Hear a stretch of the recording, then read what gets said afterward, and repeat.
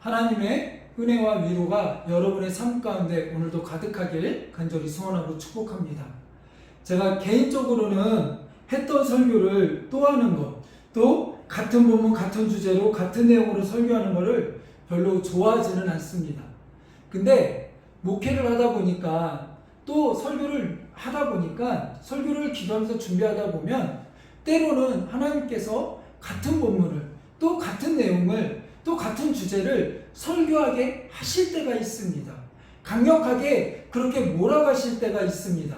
근데 오늘이 바로 그런 주일입니다. 그래서 어떻게 보면 오늘 설교를 같이 나누다 보면 이거 전에 했던 건데 들었던 건데 그럴 수 있습니다. 그러나 하나님의 강력하신 은혜로 또 이 말씀을 준비하게 하시고 나누게 하셨어요. 그래서 이 말씀을 오늘 나눌 때 저는 뻔뻔하게 처음 하는 것처럼 그렇게 또 말씀을 나누려고 합니다. 여러분도 처음 듣는 것처럼 또 새로운 은혜로 여러분에게 주시는 풍성한 은혜가 있을 줄로 믿습니다.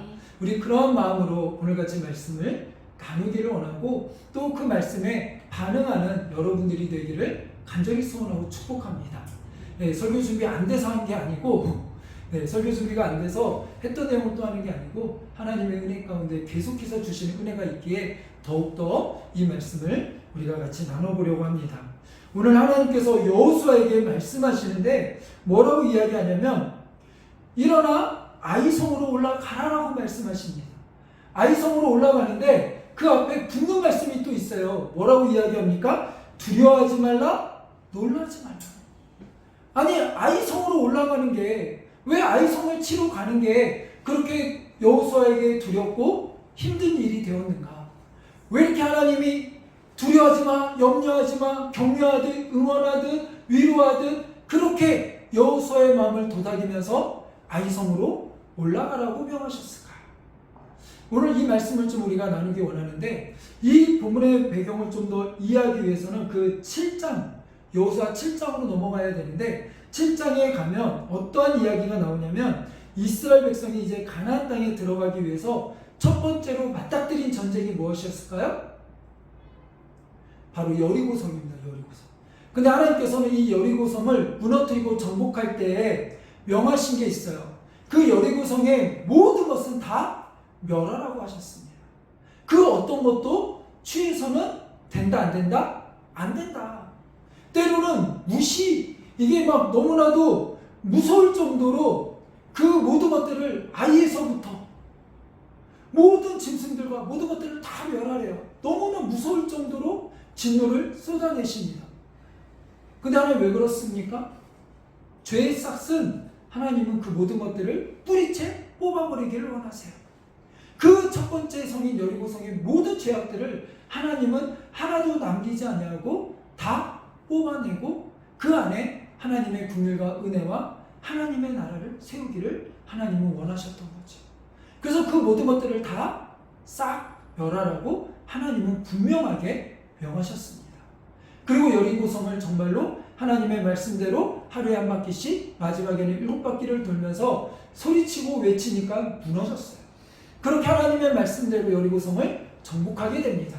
그러자 이스라엘 백성들이 이제는 사기가 오르고 막 기분이 좋고 하나님의 은혜를 찬양하며 얼마나 감사하겠어요. 그 강력한 여리고성을 무너뜨리고 그 무너뜨린 방법도 하나님의 기적과 놀라운 권능으로 그 무너뜨린 거 아닙니까? 그거를 묵도했을 때 이스라엘 백성들의 마음은 말 그대로 축제 분위기에 놀라운 은혜의 그런 현장이었겠죠. 그런 마음으로 이제는 그 다음 성인 보니까 그 다음 성이 뭐래요? 아이성이. 근데 성경에 보니까 이 아이성을 뭐라고 이야기하냐면 너무나도 작은 성, 소수. 그래서 한 3,000명만 가도 우리가 저 성 충분히 취할 수 있습니다. 그리고서는 그 성을 취하러 간 거예요. 그런데 어떻게 됐습니까? 그 성에서 패배하게 되어집니다. 30여 명이 죽게 되어지고 이스라엘 백성들이 간담이 높고 마음이 무너지고 이제는 이미 그 마음에서부터 패배가 되어서 도망쳐오고 절망하게 되어집니다. 그때 여호수아는 하나님께 무릎 꿇고 회개하며 기도하며 부르짖게 됩니다. 아니 하나님 이게 어떻게 된 겁니까? 하나님이 이 가나안 땅을 우리에게 주셨고 그 땅을 취하러 가는데 하나님 어떻게 이 강력한 성도 무너뜨렸는데 그 조그만 아이성에서 우리가 패할 수 있습니까? 어찌된 영문입니까? 물을 때 하나님은 말씀하십니다. 이스라엘의 은밀한 죄를 드러내시기 시작합니다. 그 죄가 무엇이었냐면 바로 아간의 죄였어요.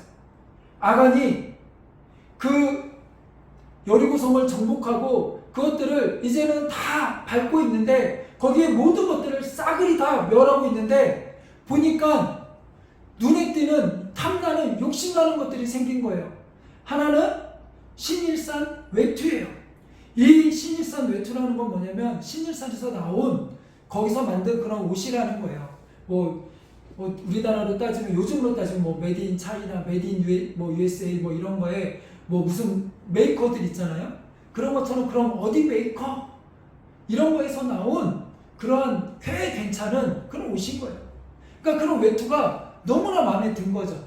그래서 그 외투와 함께 은 200세겔, 금 50세겔 그 돈을 물질을 아무도 모르게 자기의 그 텐트로 와가지고 그 밑에다 숨겨놓은 거예요. 그러니 그거를 다른 사람들이 알 수 있을까요? 없을까요? 모르죠. 아무도 몰랐어요. 그거에 대해서. 그러니까 은밀한 그 죄를 다 덮었다고 생각했고 아간은 성공했다고 생각했어요. 아무도 이거는 몰라 이랬는데 하나님은 이 죄를 이제는 여리고성을 지나 아이성을 점령하는 그 과정 속에서 아이성에서 말도 안 되는 패배를 겪게 하시고 그 패배를 통하여 이 죄가 드러나게 하셨어요. 죄는 숨길 수가 없습니다. 우리는 죄를 숨길 수 있다고 생각하고 때로는 덮을 수 있다고 생각해요. 그러나 하나님은 그 죄를 기뻐하지 않으세요. 우리가 죄를 덮고 숨기고 넘어갔다라고 하면서 모른 척하고 넘어가는 것을 하나님은 결코 원하지 않으시더라는 거죠. 하나님의 백성의 죄를 하나님은 드러내고 그것을 통하여 하나님께 회개하며 자복하며 하나님 앞에서 용서함 받기를 해결받기를 하나님은 원하신다라는 사실입니다. 그래서 하나님은 다윗이 왕일 때 범죄를 하게 되어집니다. 다윗은 아무도 모르게 이제는 범죄를 하고 그 범죄를 덮습니다. 그 범죄가 무엇입니까? 자기 부하의 여인을 취하게 되어집니다. 그리고 그 여인이 아이를 갖게 되어지니까 이제는 자기 부하 장수를 죽이고 자연스럽게 그 여인을 취하게 되어집니다. 근데 이것을 이 과정에서 아무도 이 죄가 드러나지 않고 어느 누구도 다윗에게 죄라고 이야기하지도 못하고 그냥 그대로 평화롭게 덮어지고 넘어가는 것처럼 그렇게 흘러갔어요. 그런데 하나님은 그 은밀한 죄를 다시 드러내기 시작하십니다. 이제는 나단 선지자를 보내어 죄를 지적하게 하십니다. 그 죄를 만인 앞에서 꼬집어내십니다. 근데 이때 다윗이 참 괜찮은 사람인 게 뭐냐면 그와 같은 죄가 드러났을 때 어떻게 보면 아무도 보지 않은 죄이니까 아무도 모르니까 그냥 모른 체하고 잡아떼고 배째라하고 그 선지자를 죽여버리거나 이러면 사실 그 죄를 밝혀낼 수 있는 방법이 있어요? 없어요? 없어요. 오늘날에는 뭐 CCTV가 있는 것도 아니고 그 은밀한 죄를 밝혀낼 수 있는 방법이 없습니다. 그러니까 모른 척하고 끝까지 모르쇠로 일관했으면 사람들과 신하들 앞에서는 그 죄가 덮어졌을지는 몰라요. 그러나 하나님은 그것을 그대로 지나가시는 분이 아니란 말이에요. 그것을 다윗은 잘 알고 있었습니다. 그래서 다윗은 어떻게 해요? 철저하게 자복하고 회개하고 침상이 눈물로 인하여서 잠길 정도로 그만큼 울며 하나님 앞에 회개했다라는 거예요. 오늘 우리도 때로는 은밀한 가운데 때로는 내가 잘못된 선택으로 인하여 정말 때로는 순간적으로 우리가 내가 왜 이랬지? 라고 할 정도로 실수할 수 있는 때가 있어요? 없어요? 있어요. 때로는 내가 왜 이렇게 말했지? 나도 모르게 툭 튀어나온 잘못된 말 한마디가 그 그것이 커지고 커져서 또 다른 거짓말을 낳게 되어지고 그 일들이 엄청나게 커져서 그걸 덮기 위하여 또 다른 잘못을 할 때가 있을까요? 없을까요? 있죠. 우리는 그렇게 연약한 존재예요. 우리는 때때로 순간순간 잘못된 판단과 잘못된 실수와 말과 행동으로 인하여 마음으로 인하여 그렇게 될 때가 있다라는 거예요. 그런데 그때 중요한 사실은 어느 누가 그 죄를 나에게 지적하지 않는다 할지라도 그냥 그것이 그냥 넘어가는 것 같지만 하나님은 결코 그것을 그냥 넘기지 아니하시고 우리를 주목하여 보고 계시고 어느 순간 하나님은 그것을 드러내신다라는 거죠. 그러기에 그 때가 오기 전에 우리는 스스로 자복하며 회개하며 하나님께 나아가는 은혜가 있기를 원합니다. 하나님은 은밀한 가운데 보시는 하나님이세요. 그것을 여러분 꼭 기억하시기 바랍니다. 오늘 하나님은 그 아간의 은밀한 죄를 다 드러내게 하셨어요. 그리고 이제는 본보기를 보이십니다. 죄는, 이와 같은 죄는 하나님 말씀을 어기고 이 은밀한 죄를 숨길 수 있는 것은 아무것도 없다는 거예요. 그리고 하나님 말씀을 어겼을 때는 그 대가가 바로 뭐예요? 죽음이라는 거예요. 죄의 삭은 사망이라는 거예요. 그것을 분명하게 이스라엘 공동체들 가운데 보여주시는 거예요. 그래서 정말 처참하게 그 가족들을 이제는 두고 이스라엘 백성들이 다 돌을 들고 돌로 쳐서 아간을 처형하게 되어집니다. 그러면서 그 장소를 이제는 뭐라고 이야기합니까? 아골골짝이라는 명칭이 붙게 되어져요. 여러분, 아골골짝하면 우리가 그냥 그 단어에서 느끼는 개념이 무엇입니까? 느낌이 무엇입니까? 음침하고 무섭고 두렵고 괴롭고 공고하고 그런 것 아닙니까? 힘들고. 그래서 찬양에도 있잖아요. 아골골짝 빈들에도. 그것은 어느 누구도 가고 싶지 않은 처참한 형벌의 현장이요, 죽음의 현장이요, 두려움의 현장인 거예요. 그 아골골짜기가 어디서 생겨났어요? 이 아간의 범죄함으로 생겨난 거예요. 근데 우리가 여기서 하나 더 생각할 것은 이렇게 아간은 심하게 이렇게 죽였어요. 그 외에도 이스라엘 백성들이 또 범죄했을까요? 안 했을까요? 했죠. 근데 왜 그대로 이렇게 아간의 처형처럼 그렇게 안 하셨을까요? 그 이유는 하나님의 긍휼 때문에 그래요. 우리가 짓는 죄들은 날마다 우리가 하나님 앞에 하나님의 말씀을 어기는 죄들은 다 죽어 마땅한 죄예요. 어떤 죄는 별로 약한 죄고 어떤 죄는 센 죄고 이런 거 아니고 하나님 앞에 죄는 다 죄예요. 근데 그 죄가 있을 때마다 하나님이 아간처럼 이렇게 심판하시면 이 세상에 지금 살아남을 사람이 있어요? 없어요? 없는 거죠. 그러니까 하나님이 긍휼을 베푸셔서 우리들에게 아간의 범죄함을 통하여서 죄는 이렇게 아골골짜기와 같이 처참하게 처형받아야 되고 심판받아야 되는 죄임을 그렇게 해결해야 되는 것임을 우리 안에 보여주신 거죠. 보여주신 거예요. 그렇기 때문에 우리가 죄를 지을 때마다 우리가 잘못할 때마다 이것을 생각해야 돼요. 내가 지금 이런 죄를 짓고 있는데 하나님의 은혜로 지금 긍휼함으로 그 처형을 잠깐 어떻게 해요? 유예받았구나. 유예받은 거구나. 아이고 제자도 하나님 날 이렇게 심판 안 하시네 이렇게 생각하면 큰 착오입니다. 하나님은 모든 것을 다 보고 계시고 때가 되어지면 심판하실 거예요.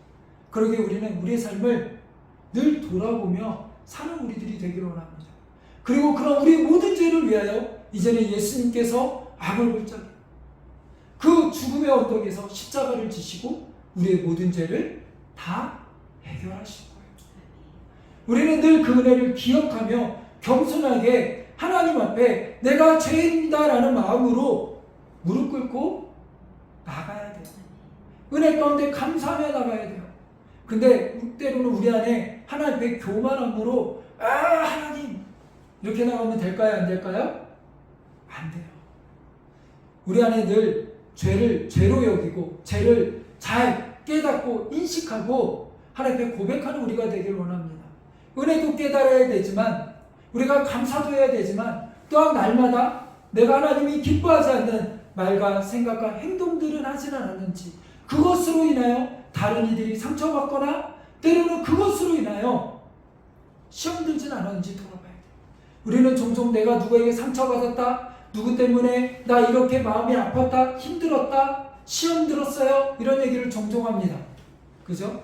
그러나 우리가 또 한 번 생각할 것은 그와 같이 나도 내 의사와 상관없이 다른 이들에게 그렇게 상처를 주고 시험 들게 하는 그러한 사람이었을 수도 있어요.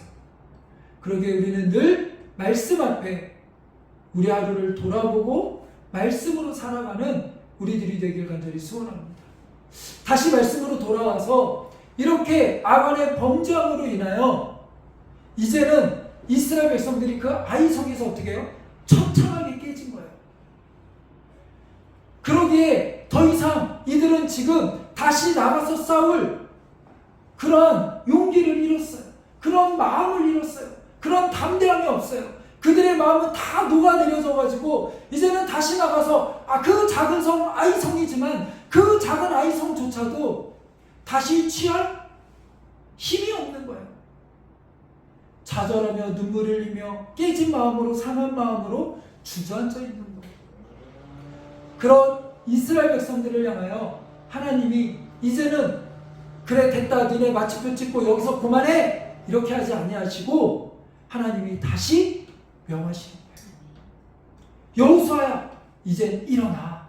됐어. 왜 일어나라고 이야기합니까? 죄의 값을 다 치렀기 때문에 이제 괜찮아. 이것 때문에 더 이상 좌절하거나 두려워하거나 낙심하거나 염려하지 말고 마음이 무너져 있지 말고 이제는 마음을 강하게 하고 담대하고 두려워하지 말고 염려하지 말고 일어나라. 이제는 일어날 때가 됐다라는 거예요. 오늘 그 하나님의 명령이 오늘 우리에게도 있기를 원합니다. 때로는 우리가 마음이 무너져 주저앉아 있거나 무언가 하나님 명하신 것이 있는데 해야 될 것이 있는데 때로는 게으름과 나태함으로 염려함으로 무너져 있지는 않습니까? 머물러 있지는 않습니까? 주저앉아 있지는 않습니까? 그렇다면 오늘 이 하나님의 음성을 들으시기 바랍니다. 일어나라! 오늘 일어나라라고 명하신 그 하나님의 음성을 듣고 두려워하지 말고 염려하지 말고 놀라지 말고 좌절하지 말고 일어나 아이성으로 가기는 우리들이 되기를 원합니다. 아이성은 이스라엘 백성들 가운데 어떤 의미가 있어요? 중의적인 의미가 있어요. 두 가지 의미가 있어요. 하나는 처참하게 깨지고 실패한 장소예요. 정복하지 못한 장소예요. 실패의 장소예요. 패배의 장소예요. 그것 때문에 아간의 범죄로 인하여 하나님께 처참하게 심판받고 저 밑에 나라까지 떨어졌던 그것을 경험한 장소가 바로 아이예요. 그러나 반면 이 아이는 또한 어떠한 장소입니까? 하나님이 명하신 장소예요. 비전의 장소예요. 취해야 될 바로 그러한 성이라는 거죠.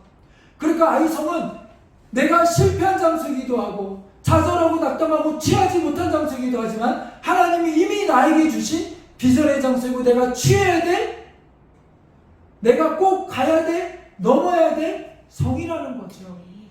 이와 같이 오늘도 우리의 삶 가운데 그런 곳이 있지는 않습니까? 나에게 아이성은 어디입니까? 여러분에게 아이성은 어디입니까? 하나님이 명하신, 하나님이 여러분에게 주신 그 비전의 그 장소는 어디입니까? 그 비전에 우리가 나가야 될 그곳은 어디입니까? 그곳을 향하여 나아갈 때, 그것을 위하여 우리가 준비하며 했을 때 때로는 우리 안에 깨어진 경험도 있고 그거를 나아가다가 실패한 경험도 있고 좌절한 경험도 있을지 몰라요. 그것 때문에 돌고 돌아 아직도 그 자리에 멈춰있는 우리들의 삶이 있을 수도 있어요. 그러나 여러분, 하나님은 거기에 우리가 머물러 있기를 원치 않으신다는 사실. 거기서 일어나 하나님은 다시 달려가기를 원하시고 그 자리에서 이제는 하나님 주신 비전의 땅을 향하여 다시 한번 담대하게 놀라지 말고 두려워하지 말고 하나님만 바라보며 나아가기를 원하고 계신다는 사실. 그래서 하나님은 그렇게 여호수아에게 아이성으로 일어나 가라고 하실 때 그 앞에 그렇게 두려워하지 마, 염려하지 마 말씀하시고, 그 하나님 오늘 우리에게도 말씀하세요. 두려워하지 말라 아들아, 놀라지 말라 내 딸아, 내가 너와 함께한다. 이미 이 모든 것 너에게 주었다. 이제 이걸 가지고 나아가려. 하나님 명하시는 거예요. 저에게는 이 아이성과 같은 것이 다음 세대를 향한 비전이고, 깨어진 가정들을 세우고 함께하는 삶의 스쿨을 통하여 정말 무너진 그런 가정과 아이들과 삶과 다음 세대와 이 하나님 나라를 위하여 세워가는 것, 이것이 저에게는 아이성과 같은 그러한 비전이고 꿈이에요. 이것을 세워가는데 우리 함께하는 교회와 삶의 스쿨이 9년의 시간을 달려오고 있어요. 올 7월 5일이면 9년의 시간을 달려왔습니다. 그 시간 동안 정말 깨어지고 때로는 문을 닫을 것 같은 고통과 아픔과 힘듦과 여러 가지 일들이 정말 많았어요. 그러나 그 가운데 하나님이 이렇게 이끌어 오셨고, 지금까지 이끌어 오셨고, 앞으로도 그렇게 이끌어 가실 것이고, 오늘도 우리에게 명하십니다. 일어나! 이제는 사회를 위하여 나아가라. 이제는 함께하는 교회를 위하여 나아가라. 이제는 아프고 지치고 힘든 이들을 위하여, 눈물 흘리는 이들을 위하여 그들의 눈물을 닦으며 그들을 일으키고 무너진 그 모든 기초를 일으켜 세우기 위하여 우리에게 발달센터를 세우게 하시고 하나하나 믿음으로 나아가게 하셨습니다. 여러분에게 주신 아이는 어디입니까? 여러분이 일어나 가야 될 아이는 어디입니까? 하나님께 물으시기 바라고, 또 하나님이 가라고 할 때 더 이상 두려워하지 말고 낙심하지 말고 좌절하지 말고 하나님만 믿고 의지하며 일어나는 여러분이 되길 간절히 소원하고 축복합니다. 그리고 오늘 말씀을 통하여 우리가 또 하나 꼭 깨달아야 될 것이 있어요. 이 아이성을 이제 취하는데 어떻게 하십니까? 하나님은 어떻게 취하라고 하죠? 아이성을 취하는 방법을 알려주십니다. 먼저 나가서 싸우는 척하다가 야, 져가지고 다시 도망가는 척해. 그리고 거기에다가 병사들을 매복시켜놨다가 얘네들이 오면 매복했던 병사들이 얘네들을 물리치고 성을 뺏으면 돼. 이런 여러 가지 작전을 알려주십니다. 하나님이 방법을 알려주십니다. 마치 여리고성을 쟁취할 때 여리고성을 어떻게 취합니까? 하루에 한 바퀴씩 돌고, 이런 방법을 알려주십니다. 근데 여러분 생각해 보세요. 아까도 얘기했지만 아이성은 어떤 성이라고요? 여리고성하고 달라요. 여리고성은 누가 봐도 강력한 요새이고, 여리고성은 문을 딱 걸어 잠그고 나면 어느 누구도 밖에서 이 성을 점령하기는 거의 불가능적입니다. 힘들고 어렵습니다. 그러니까 하나님이 이 성을 쟁취하는 방법을 알려주시고 막 이렇게 했을 때 그럴듯해요. 근데 아이성은 너무나도 작은 성이에요. 그냥 딱 봐도 한 3,4천 명만 가도 이길 수 있는 성이고 너무나 작아요. 그래서 그 성에 있는 사람 뭐래요? 소수라는 거죠. 너무나 작아서 아이성 아닙니까? 아이성. 근데 이 아이성 그냥 취하면 되는 거 아니에요? 이스라엘이 그냥 수 가지고 밀고 전체를 밀고 들어가도 어떻게 보면 인간적인 생각으로 충분히 취할 수 있는 성 아닙니까? 너무나도 작은 성이고 평범한 성인데 그 성을 취하는 방법조차도 하나님은 어떻게 해요? 이스라엘에게 알려주세요. 이것은 무엇을 의미합니까? 오늘 우리가 비전을 향하여 나아가고 하나님 나에게 주신 사명을 향하여 나아가고 내가 또 쟁취할 곳을 위하여 하나님 나에게 주신 일들을 위하여 사명을 위하여 나아갈 때 때로는 크고 작은 일들이 있습니다. 근데 거대한 일들은, 내가 감당하기 안 되는 일들은 우리는 열심히 기도합니다. 하나님 이거 어떻게 하면 좋습니까? 저 성을 내게 주시옵소서라고 우리는 강력하게 기도합니다. 그런데 때로는 그냥 딱 봐서 내가 해결할 수 있고 내 머리로 판단이 되어지고 별거 아닌 것 같은 거는 철저하게 기도하지 않습니다. 철저하게 내 명철을 의지하여 생각하고 판단하고 나아갑니다. 그런데 하나님은 그렇게 하길 원치 않으세요. 큰 거든 작은 거든 내 눈에 크게 보이든 작게 보이든 하나님은 중요한 사실은 네 자신을 의지하지 말라라고 이야기하세요. 내 명철을 의지하지 말라라고 이야기하세요. 네 생각을 앞세워 나가지 말라라고 이야기하세요. 뭐하라고 얘기하세요? 작은 것이라도 하나님께 묻기를 원하시고 하나님이 주시는 방법대로 뜻대로 행하고 나아가기를 원하세요. 별거 아닌 아이성이지만 그 아이성조차도 하나님은 어떻게 쟁취하기를 원하세요? 하나님이 주신 방법대로 그 성을 정복하기를 하나님은 원하신다라는 사실이에요. 이걸 통해서 하나님이 우리가 깨닫기 원하는 것은 무엇일까요? 우리가 연약함을 깨닫기를 원하세요. 내 잘남으로 무언가를 할 수 있는 게 아무것도 없음을 깨닫기를 원하세요. 우리는 종종 내가 잘나서 이만큼 했지, 내가 잘나서 이만큼 이끌어왔지, 이 9년의 시간 동안 이 함께하는 교회와 사회스쿨과 이 발달센터를 세우기까지 우리가 이만큼 헌신했지. 아니요, 착각이에요. 하나님이 여태까지 이끌어오셨고 그 가운데 우리를 그냥 사용해 주신 것 뿐이에요. 착각하면 안 돼요.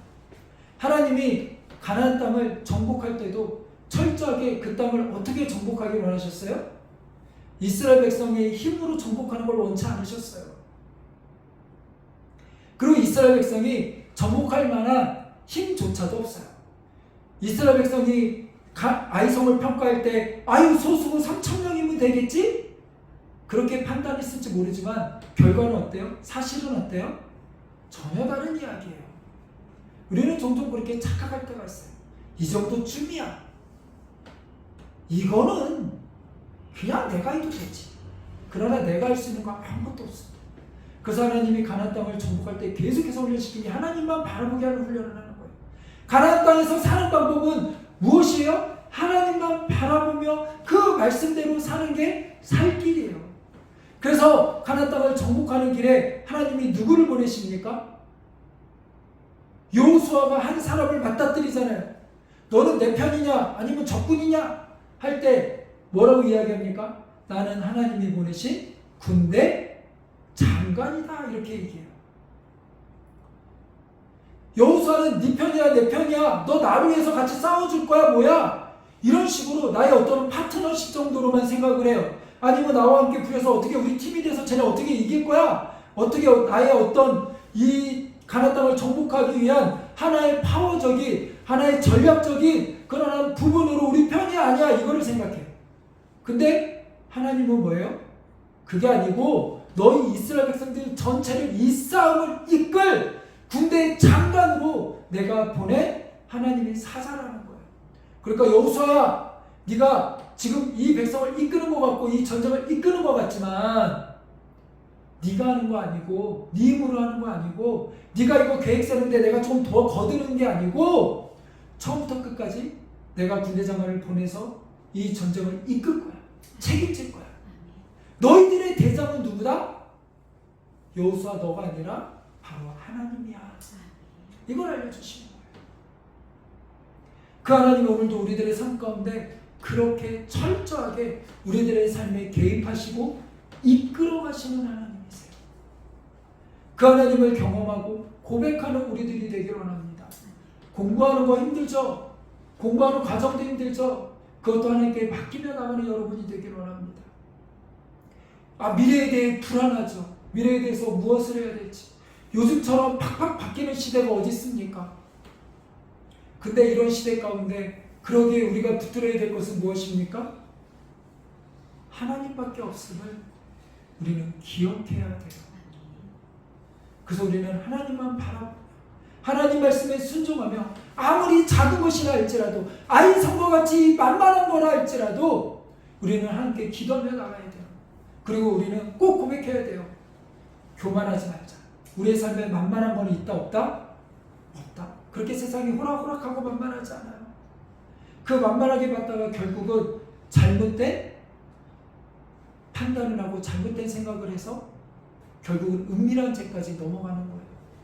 우리가 그런 삶 가운데 저주 가운데 악을 골짜기 가운데 떨어지지 않기를 간절히 소원하고 축복합니다. 오늘 말씀을 맺으려 합니다. 하나님은 우리에게 비전을 주시고 꿈을 주시고 그리고 이스라엘 백성들 가운데 명하셨던 것처럼 이제는 그들에게 아이성을 향하여 나아가라고 명하셨던 것처럼 오늘 우리에게도 또 아이성을 향하여 일어나 가라고 하십니다. 그러나 그때 때로는 내가 잘못된 생각과 판단으로 인하여 하나님 기뻐하지 않는 말과 생각과 행동으로 인하여 주저앉거나 처참하게 깨질 때가 있습니다. 처참하게 무너질 때가 있습니다. 우리의 마음이 더 이상 아무것도 할 수 없을 정도로 깨어질 때가 있습니다. 그러나 그때 우리는 하나님 앞에 온전히 우리의 삶을 내어놓고 맡기면 또 우리를 향하여 다시 찾아와 어루만지시며 일으키시며 일어나 가라고 명하시는, 두려워 말라 놀라지 말라라고 말씀하시는 그 하나님을 경험하는 우리들이 되기를 간절히 소원하고 축복합니다. 우리 말씀을 생각하며 우리 함께 기도하기 원합니다.